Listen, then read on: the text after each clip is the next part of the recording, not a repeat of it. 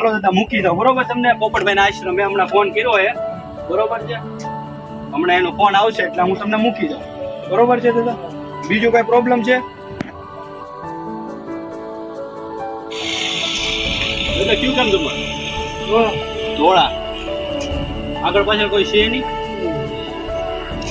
આ દાદા છે મોવામાં રહી છે અત્યારે. આની આગળ પાછળ કોઈ છે નહીં દાદાને. પેલા શું કરતા કામ તમે? કુવા ગાળતા. કેટલા સમયથી મોવામાં એકલા આટા મારે છે અને રહે છે બરોબર. આ દાદાને આગળ પાછળ કોઈ છે નહીં. તો પોપટભાઈને હું વિનંતી કરું છું કે આ દાદાને સાચવી એના આશ્રમમાં. દાદા કઈ પ્રોબ્લેમ છે તમારે પ્રોબ્લેમ છે ને આ દાદાને દેખાતું બી નહીં કરું છું ને હમણાં મૂકવા જઈએ છીએ એના પોપટભાઈના આશ્રમ બરોબર છે. પેલા દાદા કઈ કામ કરતા? કુવાને ઉગાડતા? હા, કુવા ગાળતા, મજૂરી કરતા. કેટલા સમય ત્યાં છો તમે? 20-25 વર્ષથી મોવામાં એકલા રહે છે. એની હાથે ખાય છે, કોઈ આપે ખાવાનું તો ખાઈ લે છે બરોબર. ને આ દાદાને આગળ પાછળ બી કોઈ છે નહીં. એટલે પોપટભાઈને હું વિનંતી કરું છું કે આશ્રમે હાચવી લે. અત્યારે મજૂરી કામ કરો છો કે કઈ કામ થાય એમ છે તમારથી? કઈ કામ કરો કે હવે નહીં કરતા? કે હવે થાય એમ નહીં? શરીરમાં તકલીફ છે બરોબર, દેખાતું નથી. એટલે પોપટભાઈને હું વિનંતી કરું છું દાદાને સારા ડોક્ટરને દેખાડી દે.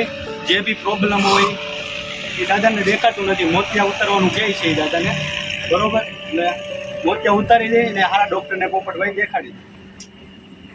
હાલો દાદા મૂકી દો બરોબર. તમને પોપટભાઈના આશ્રમે હમણાં ફોન કર્યો છે બરોબર છે. હમણાં એનો ફોન આવશે એટલે હું તમને મૂકી દઉં બરોબર છે દાદા. બીજું કઈ પ્રોબ્લેમ છે?